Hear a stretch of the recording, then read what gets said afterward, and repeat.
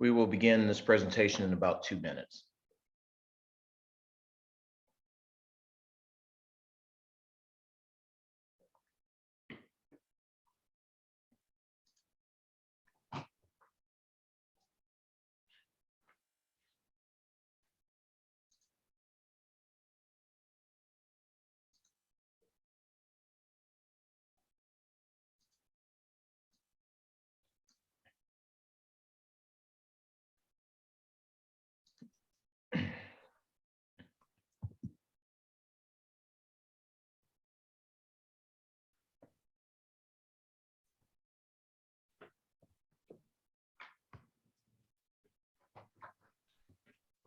Presentation will begin in about 60 seconds. I kindly ask that you all mute your microphones during the presentation so as not to disturb others. We will have ample time for questions and answers towards the end of the session.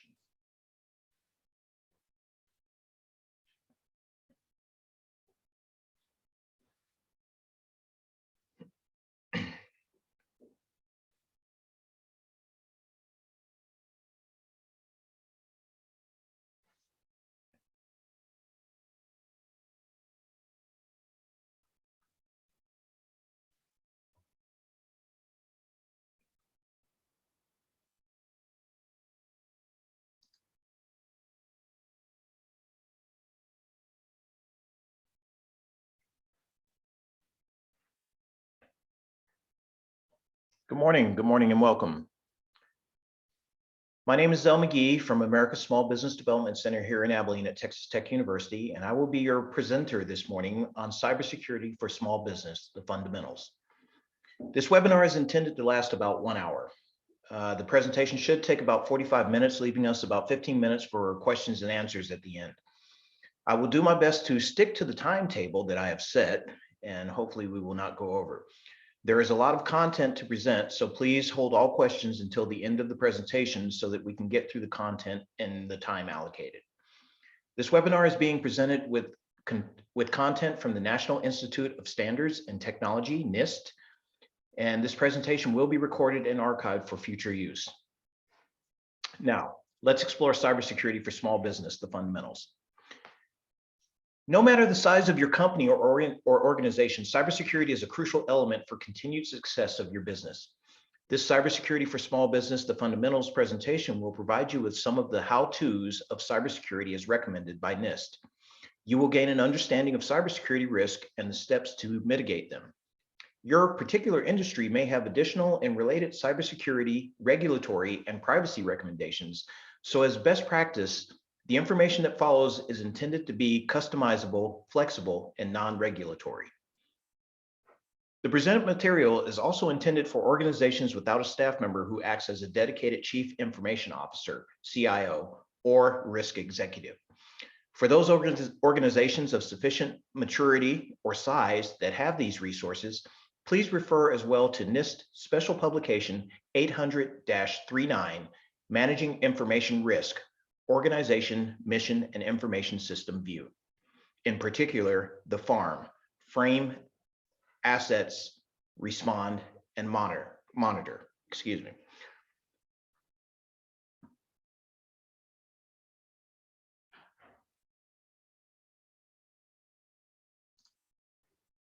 Okay. While many elements related to cybersecurity are technical, the goal of today's presentation is to give you a plan of action. No one knows your business as well as you do, and no one can start the process for ensuring your business is protected and resilient in the face of nonstop threats from cyber-related harm, whether accidental, criminal, or malicious. In the small business community, some may think if you are really small, no cyber criminal would ever attack you. You might think, I have relatively little of value. Why would anyone choose me or us to target? Or perhaps even worse, that cybersecurity is a problem only a company with a technical staff can address. Cybersecurity is an important concern to every organization, large or small. In fact, the smaller your organization, the more vulnerable you may be. According to the Verizon 2018 Data Breach Investigations Report, small businesses are 58% of data breach victims. Definition, of a data breach is a security incident when sensitive protected data is lost, shared, accessed, copied, stolen, etc. Unlike the breaches impacting large publicly traded companies, when a small business is hit with a breach, it may not become public knowledge or get reported in the local news. But the impact can be devastating. Take a moment and consider what you would do if you found your financial system was hacked and you lost money, perhaps all your operating funds. Or if your customer data was lost and you couldn't recover your sales information or the leads you were in the process of managing. What if your business couldn't recover from this lost money, information, or reputation? Some common threats for small businesses include ransomware, a particular form of malicious software that causes computers to be locked up by criminals hoping to get you to pay, literally a ransom, to restore your access to your own data. Ransomware is often introduced to your environment by other friendly services like email. Other problems could include hackers using your network to piggyback that access into a larger, more secure systems, betraying the trust your organization has created. Imagine if you had a partnership with a larger company where you were providing some specialized product or service. Now imagine if your lack of secured systems or training had allowed a threat to compromise not only you, but your partner. By participating in this presentation, we hope to help you become better informed of common cybersecurity issues for small businesses and methods and systems you can use to improve your security posture and reduce your risk of ever being victimized.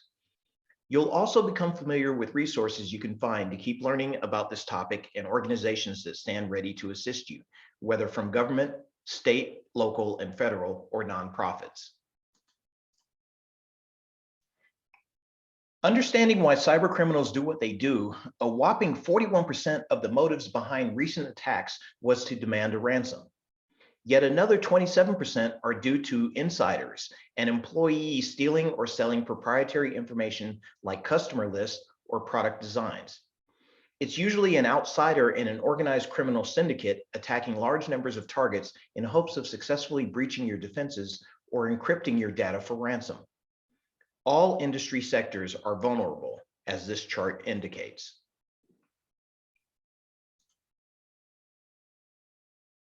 When we consider that most common businesses in the United States is a small business, we can understand the importance of addressing the cybersecurity needs of this business segment. 75% of US employers are micro businesses with fewer than 9 employees, a remarkable 3.8 million micro businesses nationwide. These employers likely do not have dedicated security staff, but they have the same need to be cyber aware and safe as any large enterprise organization. It's for this type of organization that this presentation has been created. The presented material allows a small business owner or employees to learn about the basic concepts of cybersecurity and the topics most frequently of concern for small business owners. When small businesses around the US are asked about the issues that they are most concerned about, they mentioned phishing schemes, ransomware attacks, financial fraud, tech support scams, as well as cybersecurity basics. Small business owners also wanted information about how to protect their company's mobile devices and a list of questions they should ask vendors to ensure their systems are secure. Every small business wants to minimize the risk that might harm their ability to continue operating, cost them money, or damage their company brand. Understanding cybersecurity and taking action is a best practice to mitigate risk and provide a way to recover from unanticipated threats, cyber or otherwise. You will learn about the Nist cybersecurity framework, which is a flexible and understandable model that helps an organization prioritize their approach to developing a cybersecurity plan that works for them.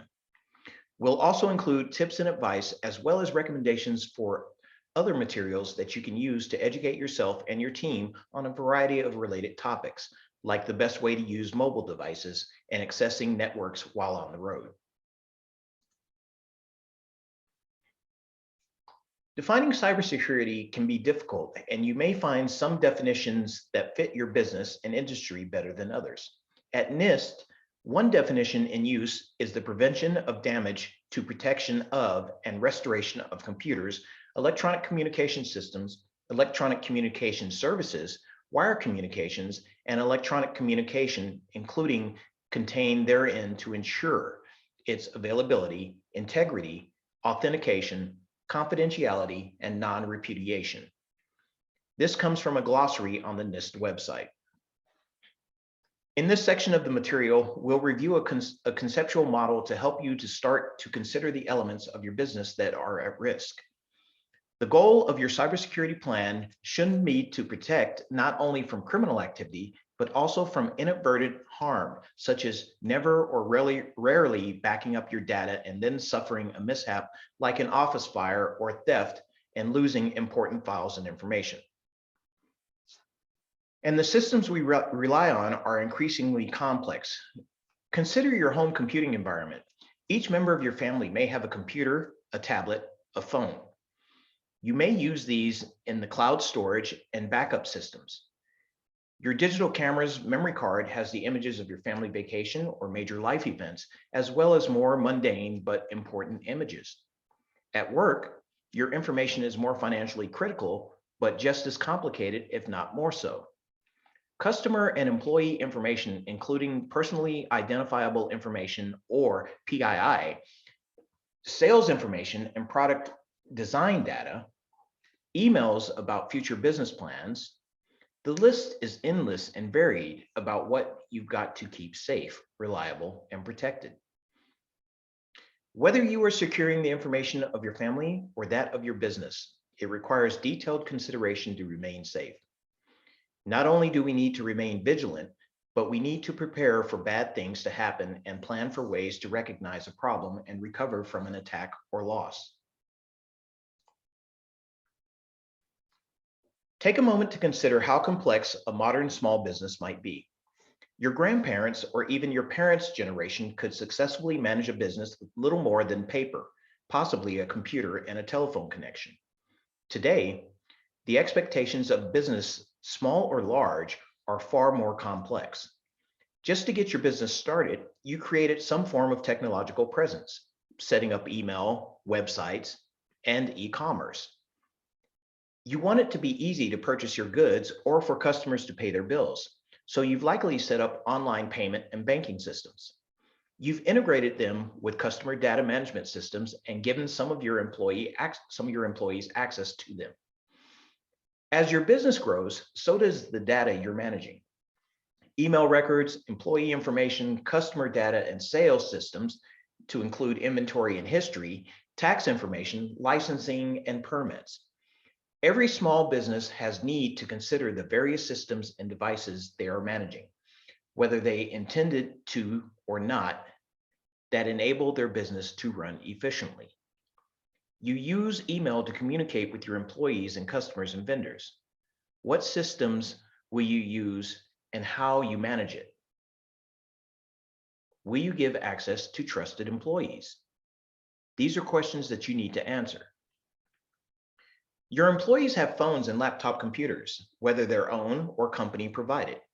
Can they use the office network, or do you restrict access? Do you provide virtual private networks and remote access to systems? Who sets policy and decides what's safe or what should have access and who shouldn't have access to your systems? If an employee wanted to print a personal document, would you allow it? What security risk might accompany that simple act? Does your business have an online presence, such as a website or social media accounts? Who manages the account and how do they secure it? Are they reusing passwords or accessing these accounts on insecure systems?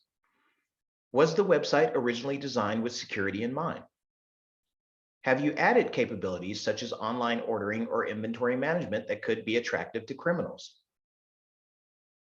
Who has access to your company's banking? Do you have policies in place to prevent malicious use via social engineering? Are your employees trained on how to recognize possible fraud? If someone sent an email on Friday afternoon insisting on an emergency wire transfer of funds on your behalf, what mechanism do you have to identify a real request from a fake one? What is your backup policy for company data and your employees' devices? Do you practice backing up and testing your backups? Are you utilizing cloud-based storage and services?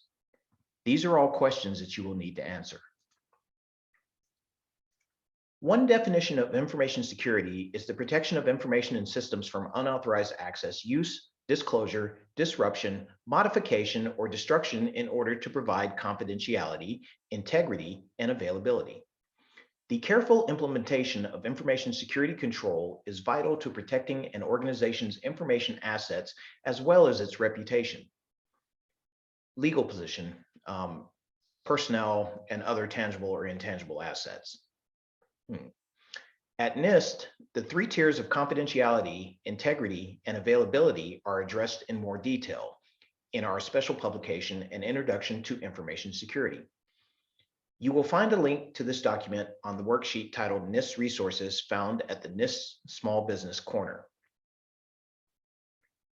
Looking at this three-tier set of objectives, what do they mean? Confidentiality means that what is restricted information remains restricted, and the controls to maintain that are upheld and secured. Integrity considerations include both data and system integrity and the need to guard against someone modifying or destroying them or causing concern about reliability. Availability considerations refer to the need for you to get to your data and information without disruption. Your business objectives are typically supported by a focus on all of these three areas, but to differing degrees. An e-commerce organization may be very focused on availability. A small healthcare organization, on the other hand, is focused more on confidentiality of patient info.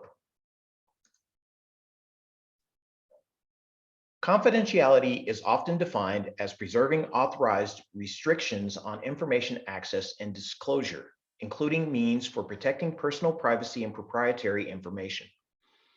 Depending on the sort of business you operate, you may also have regulatory requirements to meet on protecting and managing private information from unauthorized access and disclosure.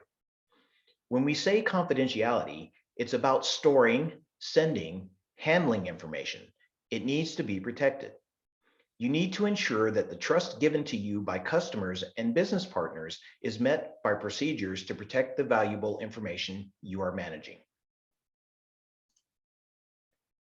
Let's define integrity as it refers to our data. Guarding against improper information modification or destruction and ensuring information non-repudiation and authenticity. There are two kinds of integrity to consider: data and system. Data integrity, the property that data has not been altered in an unauthorized manner. Data integrity covers data in storage, during processing, and while in transit. This might imply you test your backup to ensure that you are recording your information accurately. System integrity is the quality that a system has when it performs its intended function in an unimpeded manner, free from unauthorized manipulation of the system, whether intentional or accidental. Here, you might ensure someone doesn't have access they should not have, like a student shouldn't be able to get into their teacher's grade book and change their D to an A.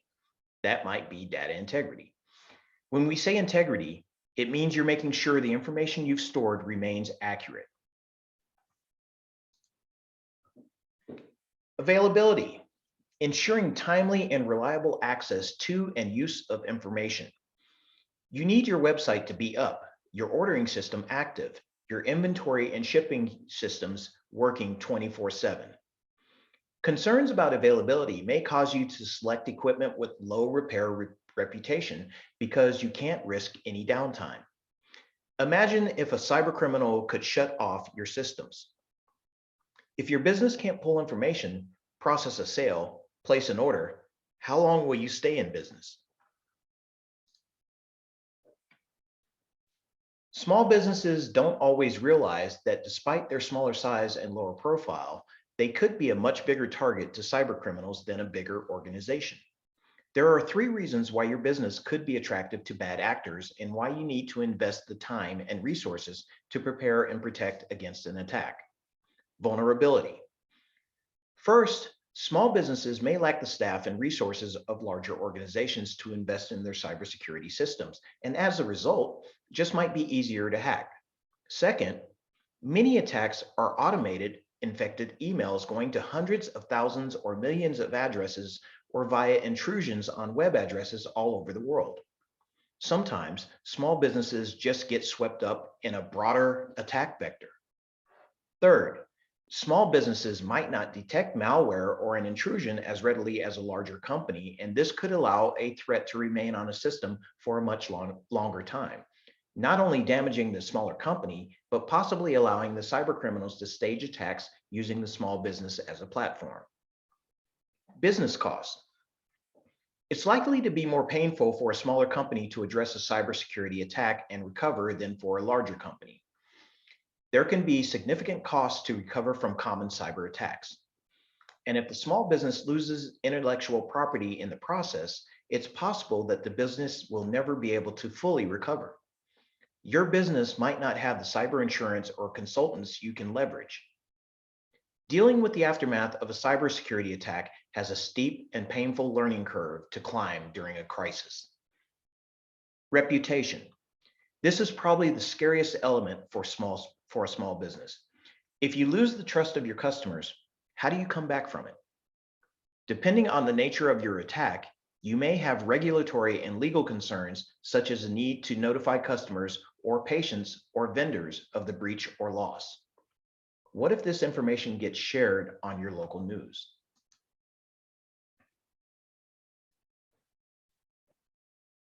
The Nist Interagency report, or Nister, is available along with other Nist reports online, and you can read about attacks here.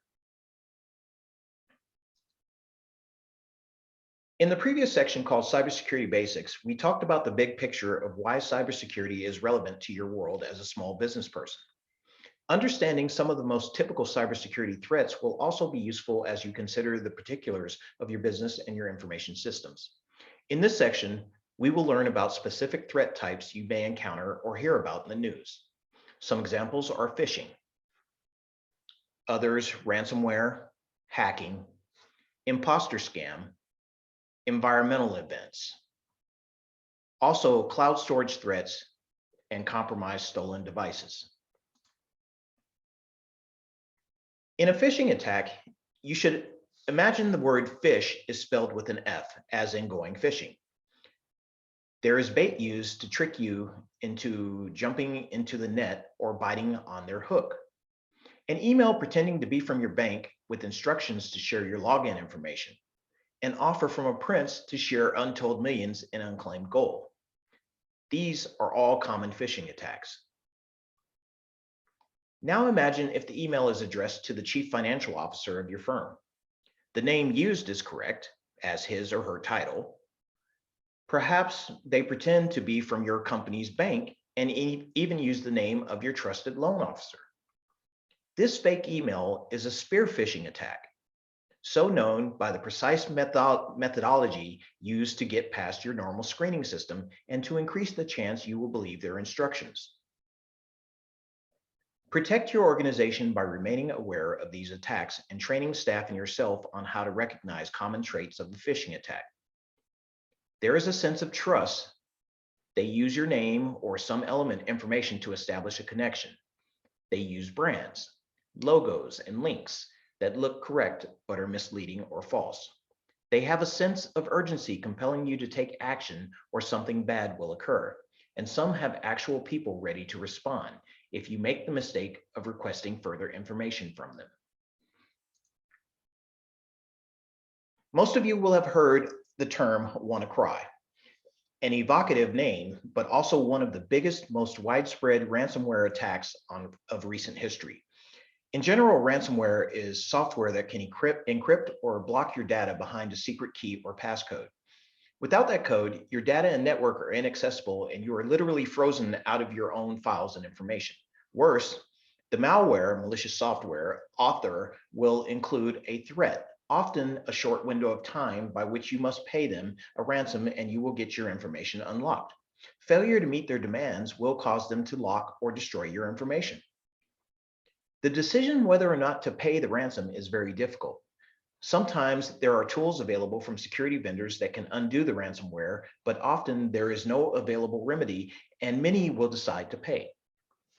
On some occasions, the malware is so poorly crafted that the damage cannot be undone, even if you've paid. A study in 2018 found that for those who paid, only about half found the tools given them by the malware author worked, and the other half could not get their data back. Cyber criminals do not give money back, guarantees for their work. Although the term hacking has connotations for good, here we will focus on the malicious forms of hacking. When someone stages an attack on your network or the systems you use, we can call this hacking. Typically, the hacking attack will occur without anyone ever setting foot in your office or on your property. They will utilize access via the internet or your own network to go after some aspect of your environment. A DDoS, or distributed denial of service attack, often means they will overwhelm your website or web address with internet traffic, blocking legitimate traffic and taking your website down. The attack is shared across multiple attack points, hence the word distributed in the name.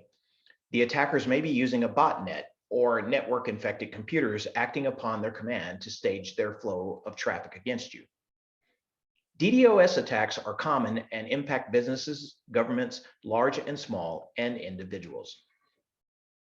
As our business environments increase in complexity, we also need to guard against previously protected systems and devices that have added network capabilities.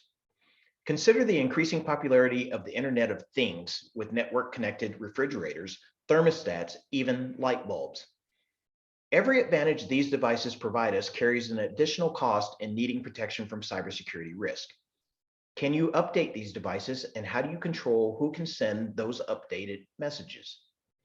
Could a hacker communicate with your thermostat via your own wireless network? What about your office printer and fax machine? Do they store the images they've sent, and could someone access that information without permission? Hacking can also occur when a trusted employee or visitor to your physical environment abuses that trust to illegally access other areas of the business. We must safeguard our systems by using controls such as passwords and checking access records to ensure our systems are protected both from within and without. You may have received, both at work and at home, a telephone call from someone claiming to work for a big computer company. They have noticed viruses on your computer and offer to help you remove them and repair the damage, of course, for a fee. Or perhaps you have been called by someone purporting to be with the Internal Revenue Service, and you have made an error on your taxes. You must pay a fine right away, or they will file a lawsuit against you. Please note that the IRS will never call you on the phone. They will only communicate with you through mail.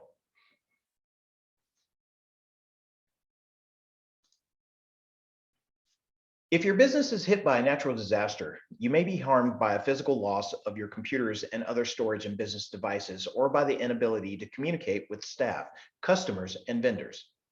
If your physical plant burns down, you need time to rebuild, but if you lose company records, financial data, banking instructions, and more, how will you recover from that? Having a plan for cybersecurity that considers that physical security of your business and home is a best practice. Consider using cloud-based services and storage, if appropriate for your business model. When creating backups and storing data, have a system that includes off-site physical storage as well. Having duplicate storage with information on inventory can help with the recovery process as well, or in communications with insurers and the government. We've discussed why a small business is at risk of cyber harm, and you've learned about various types of specific threats. By now, you see that your small business is potentially a target. To manage your risk, you will want to evaluate not only the particular threats and vulnerabilities you must guard against, but focus on the threats with the biggest potential impact to you to know where to prioritize your cybersecurity efforts. In this section, you will understand what are your business assets, what is most valuable, and this will help you determine where to prioritize your effort and spending.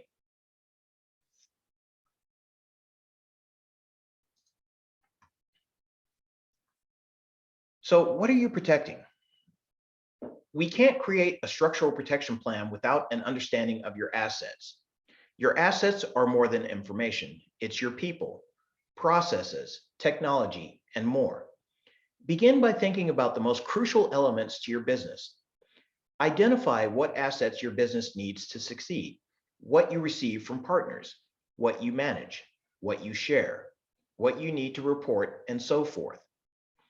In this section, we will follow a 5-step process to consider how valuable and critical each asset and develop an inventory. How are they vulnerable and how will you protect them? By understanding what is most valuable and what has the most potential impact to your business continuity, you can develop a prioritized plan. We start by identifying the assets most important to your business.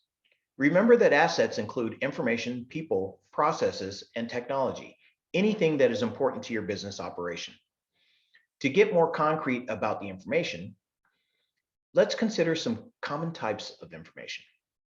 You probably have lists of customers and share those lists with employees in your environment, such as sales and fulfillment or service providers. There are lots of related information with each customer in their account. List important technology that stores or processes that information, including third-party providers like cloud storage, email provider, web hosting provider, etc. Don't forget to include business processes that your business depends on, such as payroll, customer engagement, online payment processing, etc. And consider critical employees or roles in your business. Our next slide will show an example of this. This is a short list representing a small medical provider, and you can see some of the assets that they have listed on there. Determining the value of your business assets is an important step in your cybersecurity planning. Value is a relative term. You might associate a range to those assets such as high, medium, and low value. This exercise is to help you consider where to prioritize your efforts to protect your business assets. Ask yourself the following question to start the process. What would happen to my business if this asset was made public? If the asset was incorrect or changed somehow? What if the asset became inaccessible for some reason?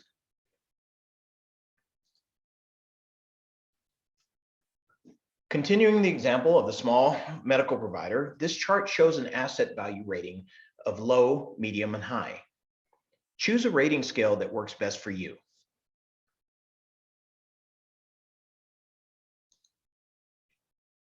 In step 3, determine the impact using low, medium, or high, or to your business if the asset were lost, damaged, or reduced in value. In many cases, this value may be the same as the asset value in step 2.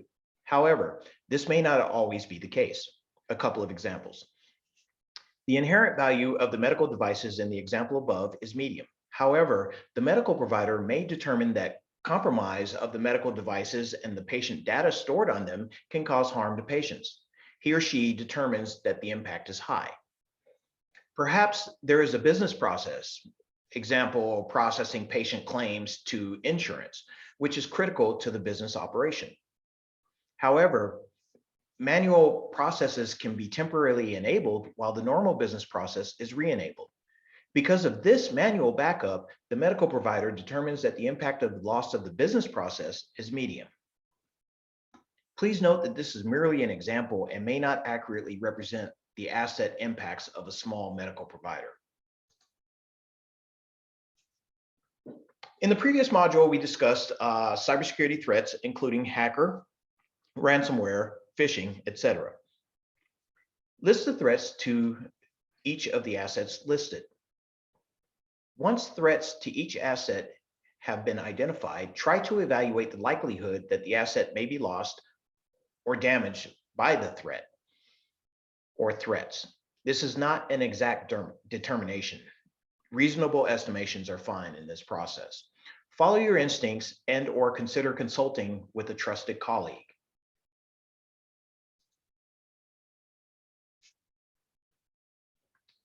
Refer to previous modules to list possible threats to each asset that you've listed previously.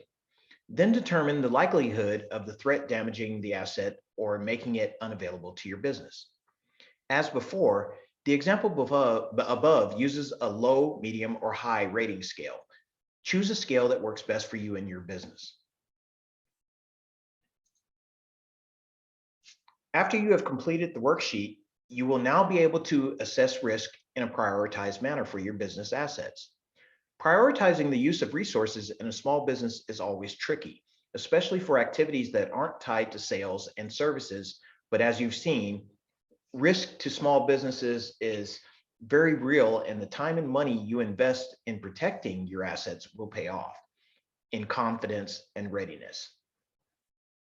The matrix on the next slide will help you in this prioritization process. This matrix takes the impact and likelihood scores from the previous steps as input to determine overall risk prioritization. Note that this matrix is notional, okay? Business owners should modify the overall risk prioritization as you see fit. You may determine that an asset is so valuable that it needs to be high risk rating, even though the likelihood value is low. Refer to the impact and likelihood ratings from previous steps. For each asset, use the matrix on the previous slide to find the intersection between the impact and likelihood ratings. This is the risk rating and directly impacts resource prioritization. Focusing your time and money on protecting high prioritized assets could provide the greatest benefit for your business. In the next module, we're going to discuss a variety of cybersecurity activities that can help you identify potential solutions to protect your important business assets. Now that you've walked through identifying and valuing and prioritizing your business assets, the next section will present time-tested activities to protect your assets. You might find activities in this section that will help you. Have you previously heard of the Nist cybersecurity framework? Since 2014, this non-regulatory framework has allowed a rigorous methodology to evolve of assessing risk and developing a plan for possible outcomes. It's good to note that the cybersecurity framework is the result of extensive public-private sector collaboration, as it has resulted in a flexible mechanism that can be used by all organizations, whether they're big or small. It has become a best practice for large corporations and is increasingly recognized as important for small businesses to utilize. The cybersecurity framework offers a variety of options to reduce your vulnerability and therefore the likelihood of impact to your business.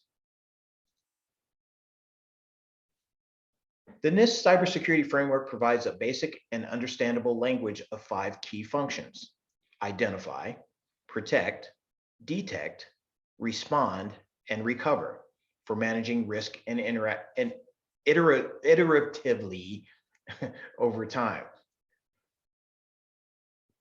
Why is a dynamic iterative risk management approach recommended? Well, more vulnerabilities are discovered every day. Threats evolve, probability can change, impact, consequences, etc. It can change. With these 4 risk factors in continual motion, you too will need to reassess your risk, so you can revisit and refine your risk decisions over time. With those concerns in mind, using the framework is an ideal methodology to allow for this level of iteration and responsiveness to your environment. Let's spend some time on each of the 5 functions that make up the framework. Within each function are additional levels referred to as categories. These categories can be thought of as grouping of similar cybersecurity activities. And categories contain subcategories, which are discrete cybersecurity outcomes that a business may want to achieve. Some of these cybersecurity outcomes will be more important to a business than other cybersecurity outcomes. This importance often depends on whether the cybersecurity outcome helps the business achieve business mission objectives or meet regulatory requirements. On the following slides, we'll spend some time looking at each of the 5 functions, as well as some of the subcategory cybersecurity outcomes that may help your business achieve its business objectives and/or meet regulatory requirements. Activities in the identify function are about identifying what is most important to your business, what needs to be protected. This could include identifying business processes, physical assets, software, or information that your business cannot survive without.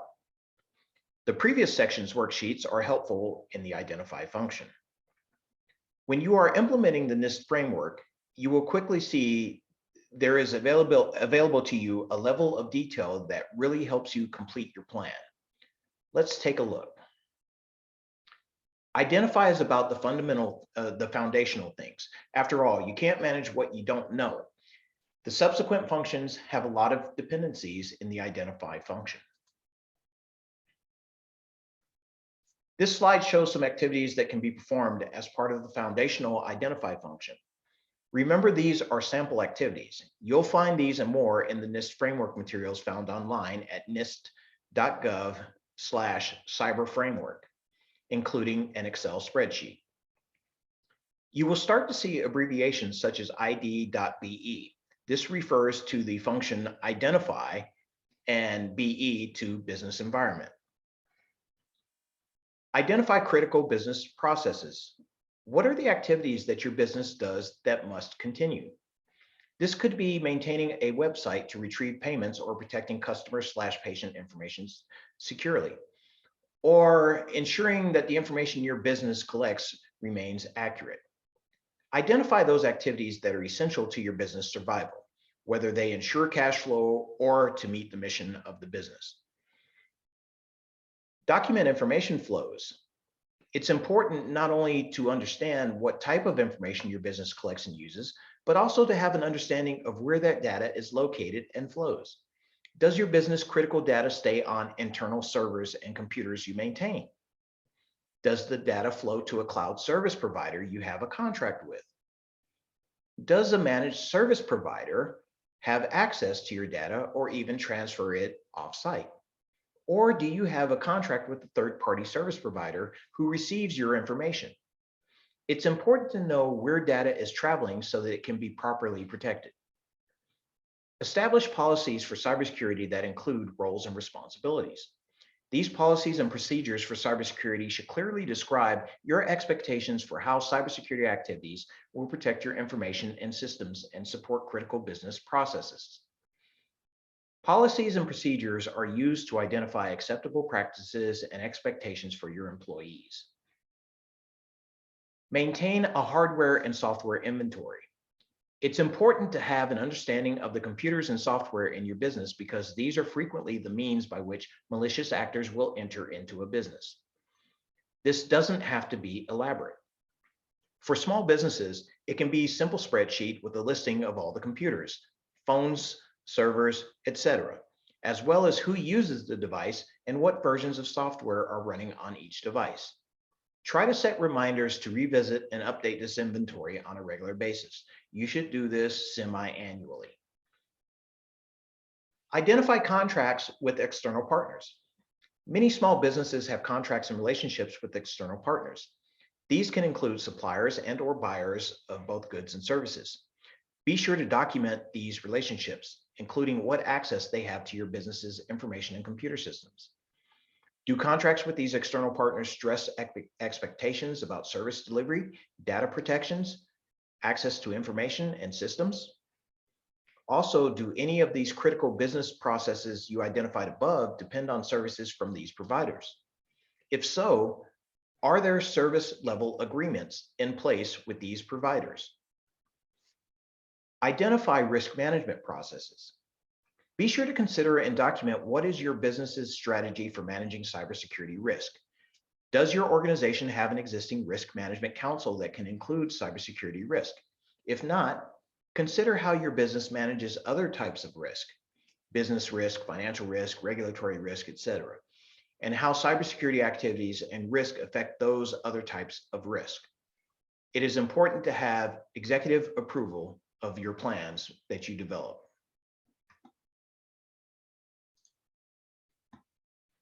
Activities in the protect function are for ensuring that the critical business processes you identified earlier continue, or that in the event of a disruption can be recovered in a timely manner. In this area of the framework, you should be looking at processes such as access to the workspace, who issues identity credentials and who retrieves them from those who no longer require access, who has a similar role for managing access to your network and services. Are you using encryption and or dual factor authentication methods where available? Do you have training for new hires and on a regular basis for your staff? And what about your vendors and so forth?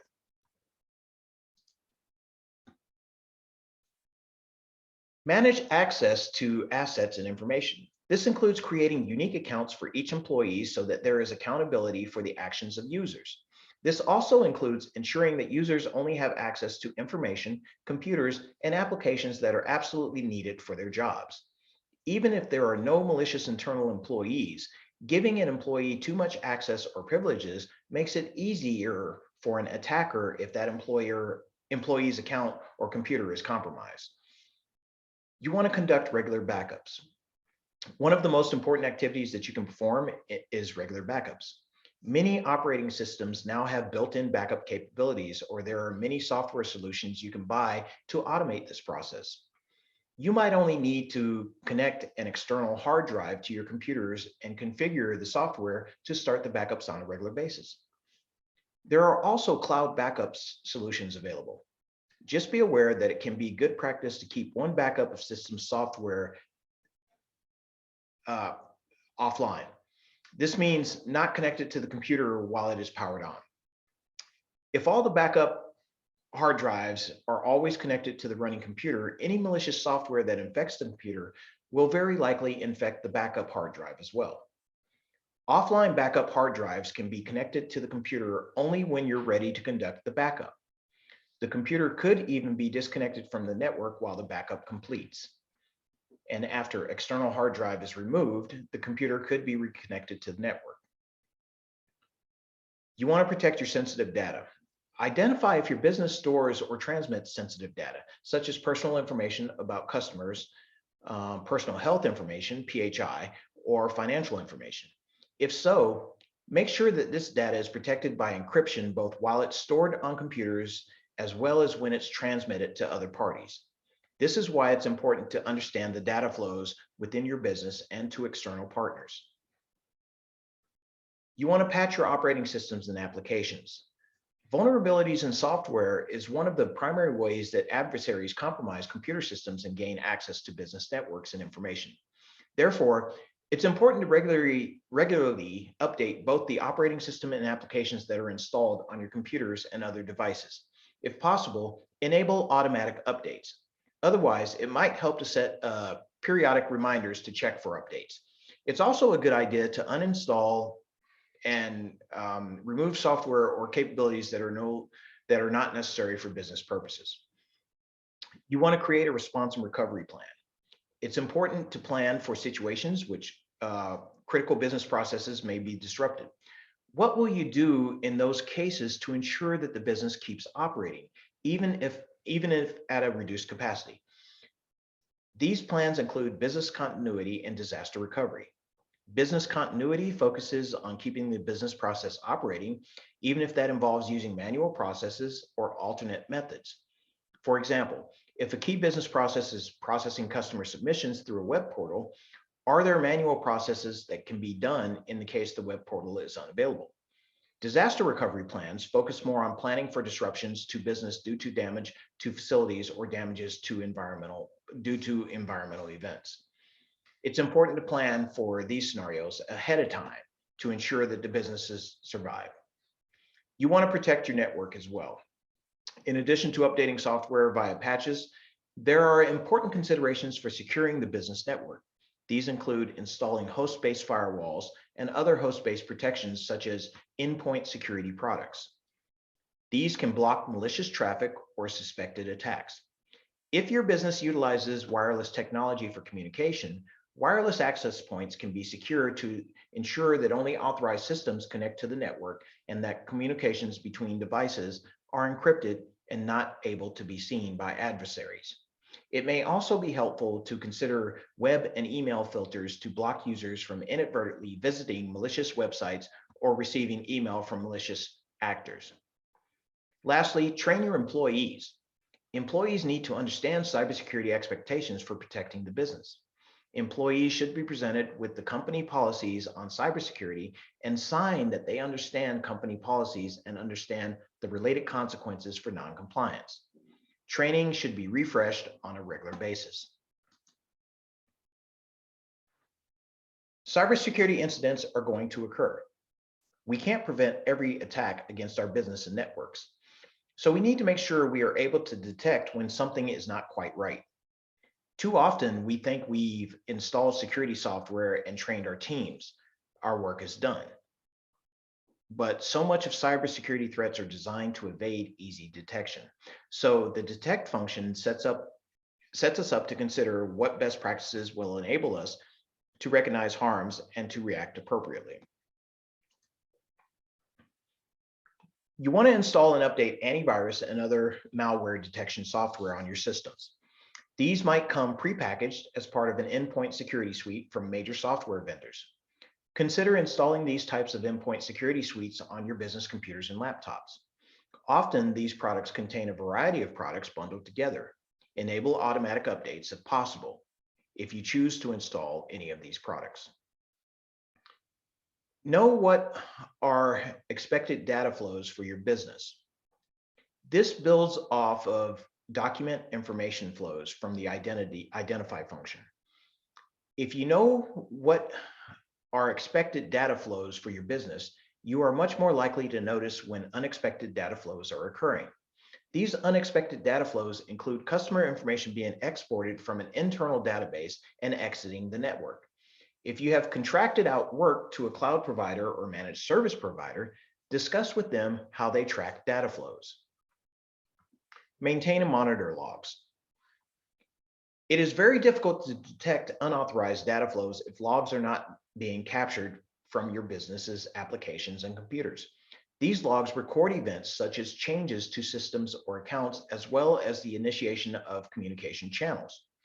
Consider using security information and event management software that you can aggregate so that you can aggregate those logs and look for patterns or anomalies from expected network behavior. If you have contracted out your work to a cloud provider or managed service provider, consider discussing these types of solutions with them. Pay attention to other activities that might signal an issue, such as banking activity. Once we've detected an incident in our business or network, we need to have plans in place to respond to the incident. The incident needs to be contained and mitigated. You and your staff need to know what to do, who has the responsibility, and how you will measure your response. Coordinate with internal and external stakeholders. It is important to make sure that your business's response and recovery plans include all stakeholders and external service providers. You want to ensure your response plans are tested. It is good to create plans that include internal and external partners, but it's even more important to test these plans to make sure each person knows his or her responsibility in executing the plans. The better planned you are, the more effective the response is likely to be. This includes knowing any legal reporting requirements or required information sharing. You want to ensure your response and recovery plans are updated. Testing the plan and execution of the plan during an incident will reveal needed improvements. Be sure to update the response and recovery plan with lessons learned. Were any stakeholders or third parties omitted? If so, they need to be included. Is additional training needed? Is it necessary to incorporate specific scenarios in the testing? Were the communications plans inadequate? All of these need to be reviewed and updated if needed. The recovery function supports timely recovery to normal operations to reduce the impact from cybersecurity incident. The incident and our response activities may have had an effect on our business operations. Recovery activities help restore these business operations to normal. You want to manage your public relations and company reputation in the event of an incident. One of the key aspects of recovery is managing the company's reputation. Your business's reputation is one of its most important assets. Consider in your recovery plans how you will manage public relations so that your information sharing is not reactionary. You want to communicate with internal and external stakeholders. Part of managing public relations is effective communication. Your response and recovery plans need to carefully account for how information will be shared with various stakeholders so that all interested parties receive the information they need, but no more. Also consider how this information will be shared with stakeholders. You want to ensure the recovery plans are updated. As with response plans, testing and executing the business's recovery plan will highlight areas for improvement. Be sure to update the recovery plan with these lessons learned. Consider cyber insurance. A growing area of insurance is cyber insurance. You might want to consider exploring how cyber insurance can help in your recovery activities. Be aware, however, that like all insurance, payouts from cyber insurance may take weeks or months. Can your business survive for weeks or months while you await payouts from insurance? If not, be sure to make alternate plans. The Nist cybersecurity framework is rooted in practical and time-tested business logic and can work for you if you adopt the principles and do the work. There are more resources to help you understand these concepts and steps you will want to take on the Nist cybersecurity framework website. Additionally, there are organizations such as your local Small Business Development Center and the National Cybersecurity Alliance who can assist you.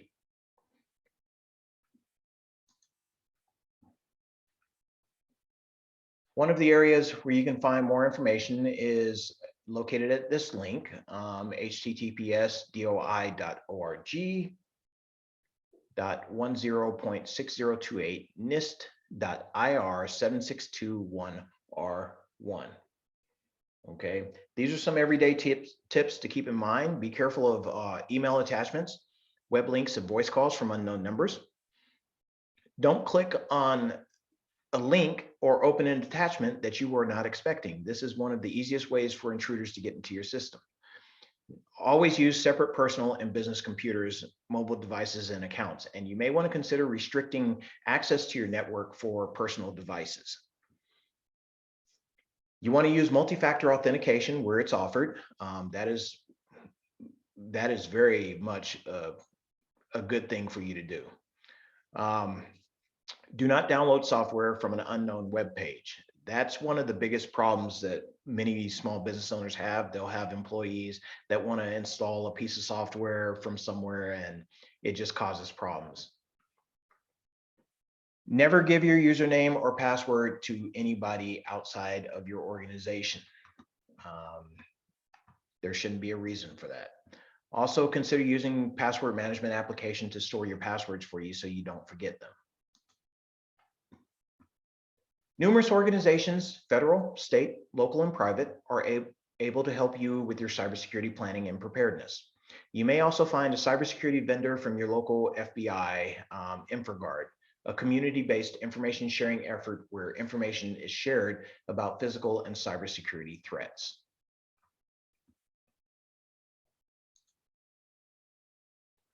You will also please want to visit the websites of the federal agencies such as the FTC. The FTC provides information daily. I get like little notices from them almost daily about things that are going on in the world.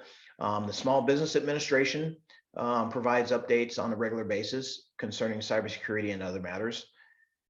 And also, if you're interested, the Nist Interagency report provides information for information security. For more information, as always, you can visit nist.gov or follow Nist on Twitter. They provide on-the-spot updates as well. And that pretty much concludes our presentation for today. I am open to take questions at this time. You can choose to either type them in chat or you can unmute yourself and ask questions if you would so desire. And I do have one question that's already been submitted. Let me see. Some clients call me when they provided their web designer, their credentials, their web, and then are holding the site for ransom. Would a password manager have helped in that? And if so, do they need to provide their credentials to the developer?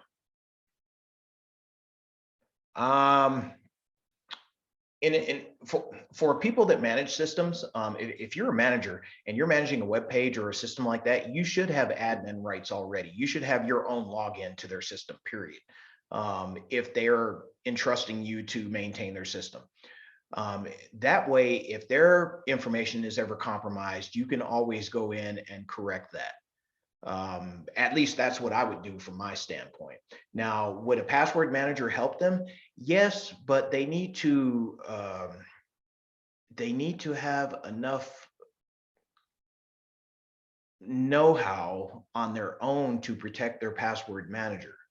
Because if they're using the same password across multiple platforms and the same username, having a password manager really is not going to help them. There are some people that don't believe in password managers because they think it's a bad thing, but I use them, and I really believe in them. I hope that answers your question. Is this recording available at a later date? Yes, this recording will be posted on our YouTube channel, and it should be made available, I think, on our Facebook, on our, is it our website? No, our Facebook, through our Facebook page, I think. I will have to check on that, but it will definitely be posted to YouTube. Is there a way to get copies of the slides? How about the recording? I already mentioned about the recording. The slides, I will be sending out an email to you folks, and I will provide the information that I have. There's quite a bit of information that goes along with this that I will be forwarding after this. YouTube channel will be Abilene SBDC.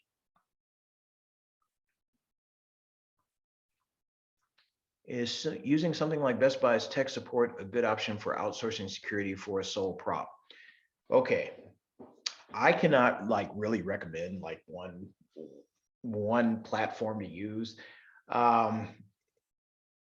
The services provided by companies like Best Buy are kind of limited in nature, and they may not be as robust as what you're looking for.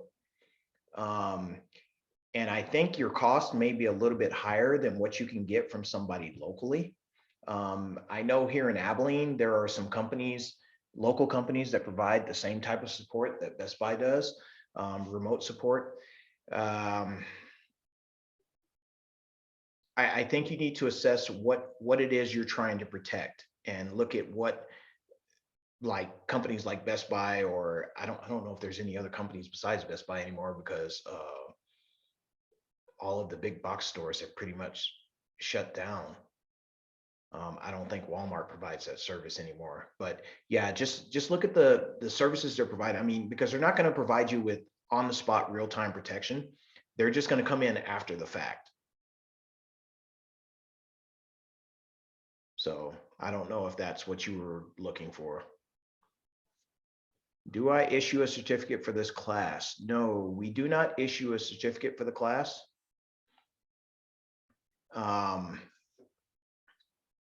But you will get the slides, so you'll have the information. And we do have a record in your client file that says you attended. But I will, actually that's a good question. Maybe we should give certificates. Let me write a note. You may get a certificate, okay? Let me work on that. That's a good idea. I'll work on that and get that done. Okay. Do we have any more questions at this time?